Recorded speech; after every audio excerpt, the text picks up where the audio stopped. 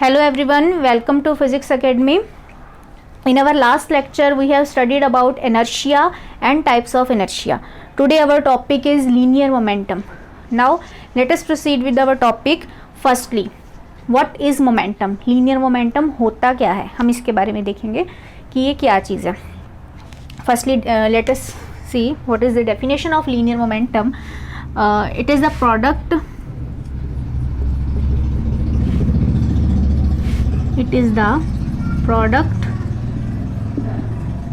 of mass of a particular body and velocity.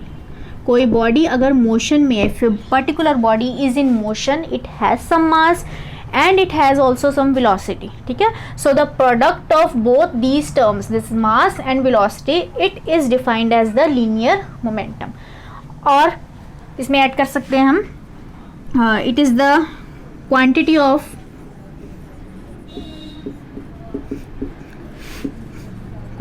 of motion contained in that particular body. These two lines describe what is linear momentum. होता क्या है ये, ठीक है. सो देखते हैं फर्स्टली इसका फॉर्मूला क्या है लीनियर मोमेंटम का. सबसे पहले linear momentum is denoted by small p. It is denoted with the help of small p. Small p denotes the term linear momentum. Okay, this is equal to, definition के according चलते हैं. According to definition, it is the product of mass and velocity. So mass is denoted with m and velocity is denoted with v. This is the formula of linear momentum, product of mass and product of velocity. So, okay, this is the formula. Secondly, what?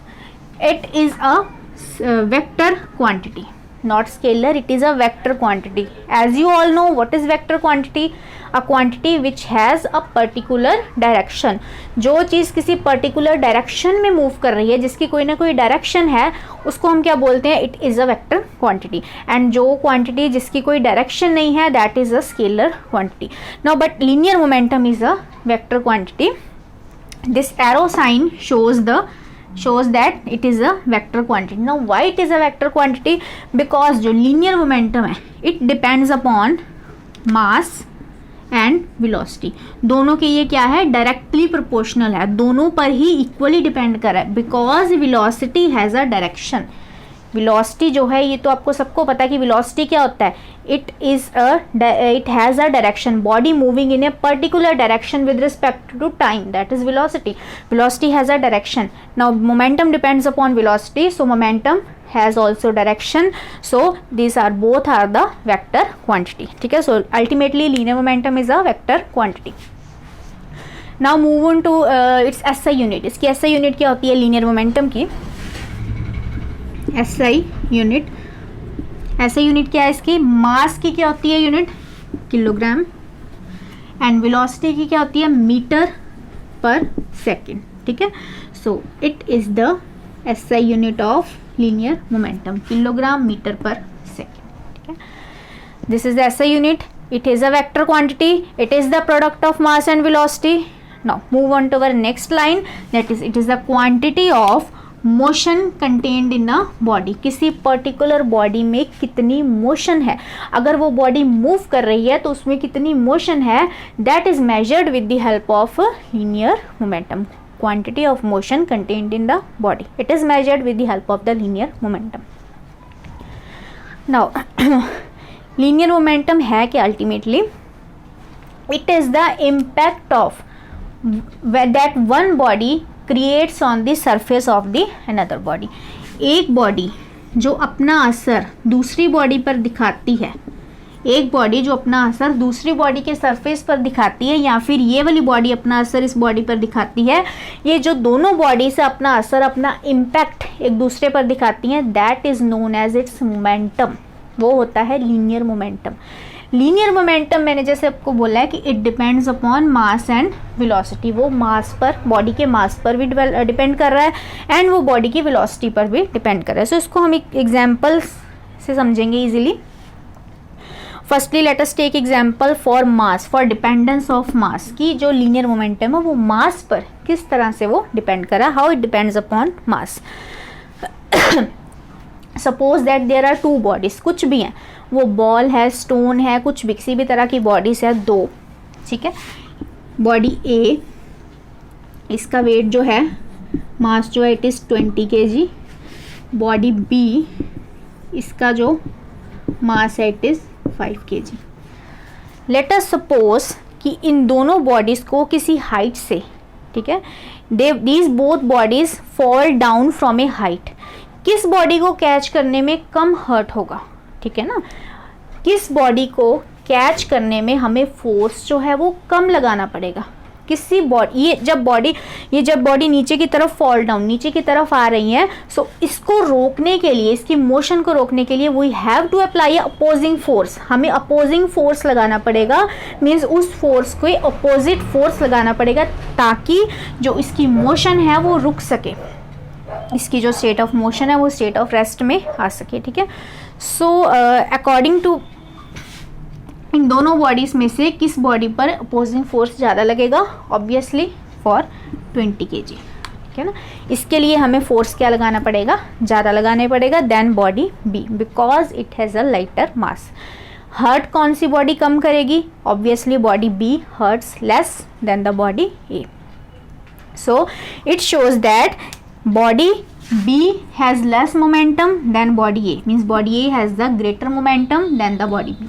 ये वही चीज़ है ना जो मैंने आपको बताई है कि it is the impact of two bodies they are showing on each other, ठीक है ना। इसमें टू बॉडीज कौन सी हैं, ए बॉडी और हमारे जो हैंड्स है जिससे हमने इसको रोका है, these are the two bodies, ये बॉल या stone and our hands, these are the two bodies, they are showing impact on each other. So force किस वाले केस में ज़्यादा लग रहा है, केस 1 में। So it has the greater momentum. It shows that momentum depends upon the mass of the body. Let us take another example.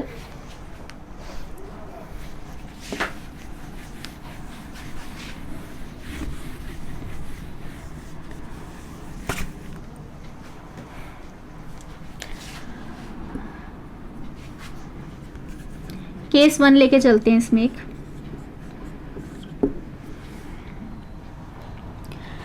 Let us suppose a body of weight 50 kg, a body of mass 50 kg, it is moving on a straight road। ये motion में है, straight road पर चल रही है। ये object है, कुछ भी हो सकता है, कोई भी ऑब्जेक्ट है, कार, साइकिल, स्कूटर, किसी भी तरह का व्हीकल है ये। It is moving uniformly on a road, ठीक है। अब रोड पर आगे कोई ऑब्स्टेकल आता है, कुछ भी हो सकता है, ये ऑब्स्टेकल आता है, पर्सन भी हो सकता है, ये किसी भी तरह की रुकावट हो सकती है, ठीक है। इसकी मोशन में किसी भी तरह का ऑब्स्टेकल है ये। 50 kg की body, it is moving with a velocity of suppose 10 metre per second, with a velocity of 10 metre per second. A body of mass 50 kg is moving on a straight road, ठीक है। एक obstacle आता है रास्ते में, ठीक है, उसको ये बॉडी जाकर हर्ट करेगी, ठीक है। नाउ अब केस 2 लेते हैं हम।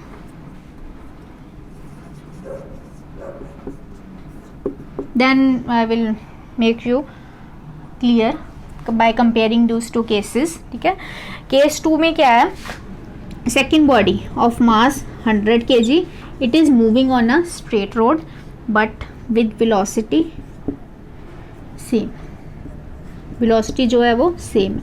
इसमें क्या हुआ, मास जो है वो 50 से किस में चेंज हो गया, 100 kg में। Mass changes from 50 kg to 100 kg, but velocity जो है वो क्या रहेगी, दोनों केसेस में सेम रहेगी। बिकॉज ये इस एग्जाम्पल में we are trying to show that linear momentum depends upon mass, ठीक है। वो मास पर डिपेंड कर रहा है, अभी फिलहाल हम मास को शो कर रहे हैं, वेलोसिटी को नहीं कर रहे हैं। सेम वही ऑब्स्टेकल रास्ते में आता है, इसके भी वही रुकावट आती है। सपोज अ पर्सन आ सकता है, कोई एनिमल आ गया रास्ते में, कुछ भी ऑब्स्टेकल आ गया जिसको उस व्हीकल ने या ऑब्जेक्ट ने आकर हर्ट करना है, ठीक है। नाउ अकॉर्डिंग टू यू कौन सी बॉडी ज़्यादा हर्ट करेगी, ऑब्वियसली विद ग्रेटर मास। इसको प्रूव कैसे करेंगे, how we prove it. Case 1 में देखो हमारे पास लीनियर मोमेंटम का फॉर्मूला क्या है, P equal to m cross v, mass into velocity, ठीक है। So it is equal to mass, what is mass, it is 50 kg cross what is velocity, it is 10 metre per second. How much linear momentum, 500 kilogram metre per second, okay, 500 kilogram meter per second. It is the total linear momentum in this first case where body has a mass 50 kg and it is moving with velocity 10 meter per second. Suddenly obstacle came in front of this body and this body hurts that obstacle with how much momentum, that is 500 kilogram meter per second. So this is for the first case. Let us observe for the second case. Same वही formula लगाते हैं, P equal to how much mass 100 kg cross how much velocity 10 metre per second, how much linear momentum, P equal to 1000 kilogram metre per second. It is the linear momentum for the second case. How much it came? 1000 kilogram per meter second. For first case it is 500 kilogram per second. So it clearly shows that momentum depends upon the mass. अगर mass increase होएगा तो momentum it also increases as the mass of the body increases. ठीक है. So I hope you understood this criteria that how linear momentum depends upon the mass of the body. Now let us move further.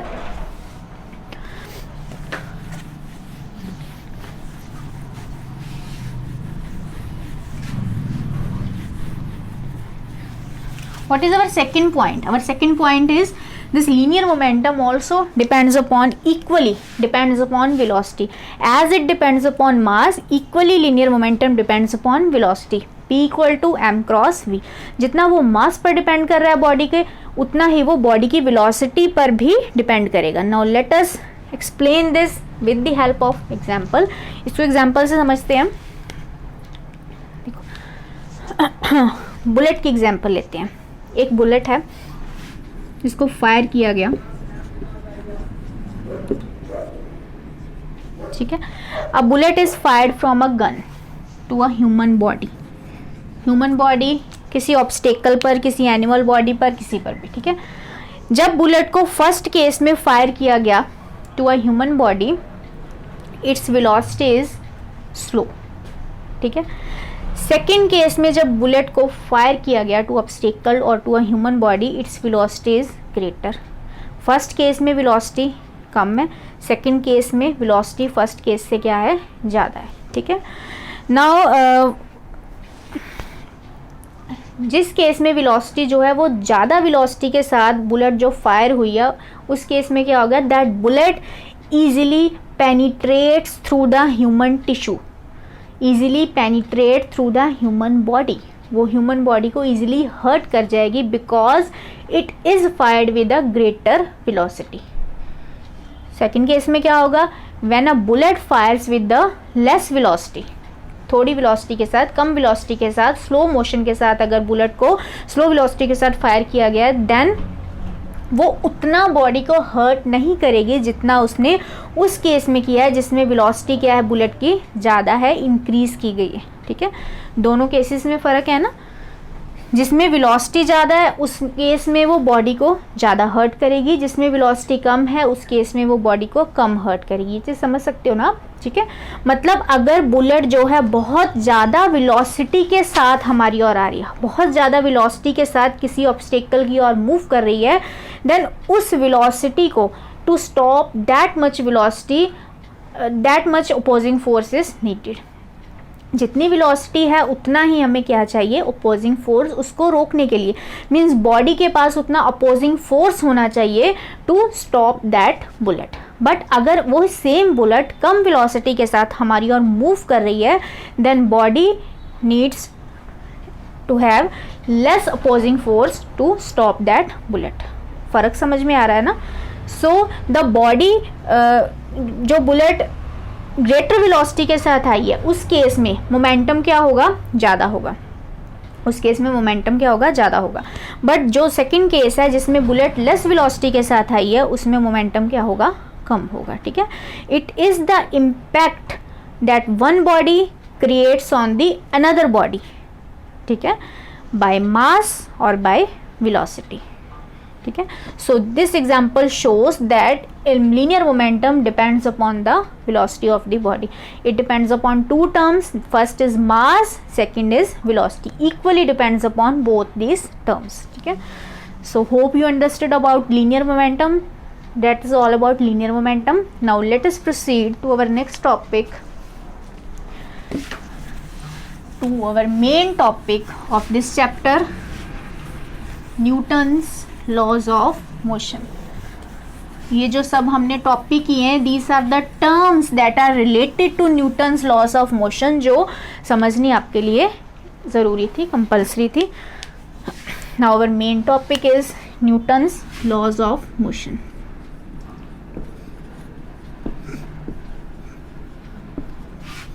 Newton's laws of motion. Okay,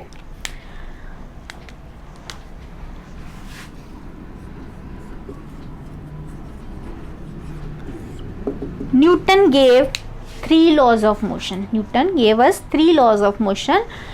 Now, first law of motion. What Newton says in his first law of motion? A body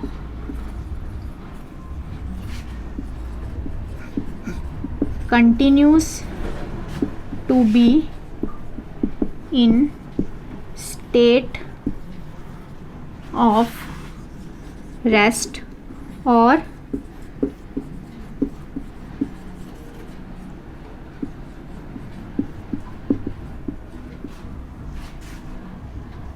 state of motion unless an external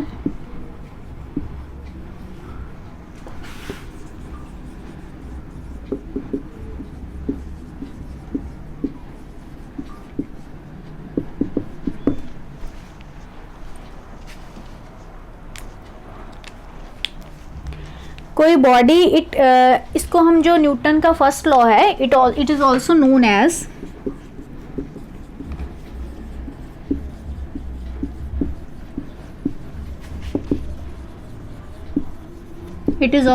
as law of inertia. ये मैंने previous chapter में आपको previous lecture में आपको बताया what is law of inertia. It is the same law that is Newton's first law of motion. ठीक है, Newton का फर्स्ट लॉ क्या कह रहा है, वही सेम चीज़ रिपीट करूंगी कि बॉडी अपनी स्टेट ऑफ रेस्ट या स्टेट ऑफ मोशन को उतनी तब तक चेंज नहीं कर सकता जब तक कोई एक्सटर्नल फोर्स उस पर अप्लाई ना हो, जब तक कोई एक्सटर्नल एजेंसी आकर उसको कंपेल नहीं करती अपनी स्टेट को चेंज करने के लिए. अंटिल देन ये जो बॉडी है वो अपनी स्टेट ऑफ रेस्ट और स्टेट ऑफ मोशन को चेंज नहीं कर सकती. This is the Newton's first law of motion. Firstly हम इन तीनों की डेफिनेशंस देखते हैं कि क्या है न्यूटन्स लॉ. ठीक है, next it is second law, Newton second law. Second law क्या कहता है कि rate of change of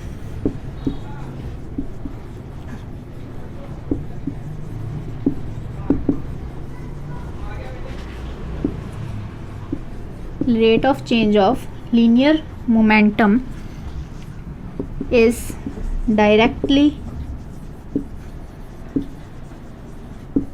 proportional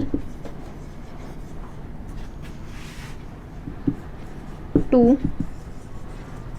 force applied or applied force. Rate of change of linear momentum. ठीक है, applied force क्या है, what is applied force? That force which we are applying externally or that force which should be applied externally to change the state of rest or state of motion of a particular body, that is the applied force. Obviously it is a vector quantity. It is directly proportional to rate of change of linear momentum, dp divided by dt. किसी भी rate of change को हम ऐसे show करते हैं ना, rate of change of linear momentum with respect to time, it is directly proportional to the applied force. Now applied force and momentum they both have the same directions, दोनों same एक ही particular directions में work करेंगे. ठीक है, this is the second law of motion.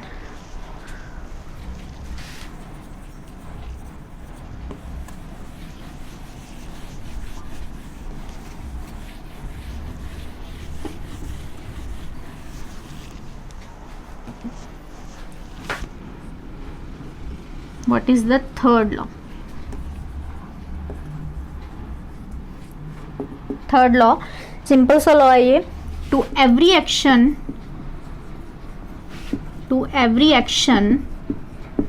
there is an equal and opposite reaction.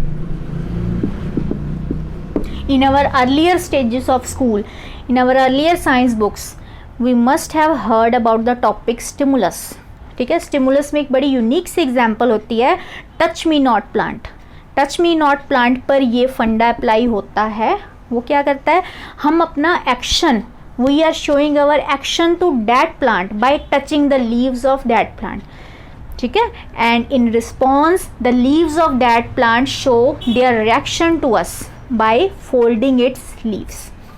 ठीक है, this is the unique and a very common example of this law. To every action there is an equal and opposite reaction. जो भी चीज़ हम करते हैं उसका हमें equal and opposite reaction, response भी सामने वाली बॉडी से मिलता ही मिलता है. That is the third law of motion. Now that's all for today topic. In our next lecture we will discuss about these laws. I will describe you these laws. If you have any query, comment me in the comment section. Thank you.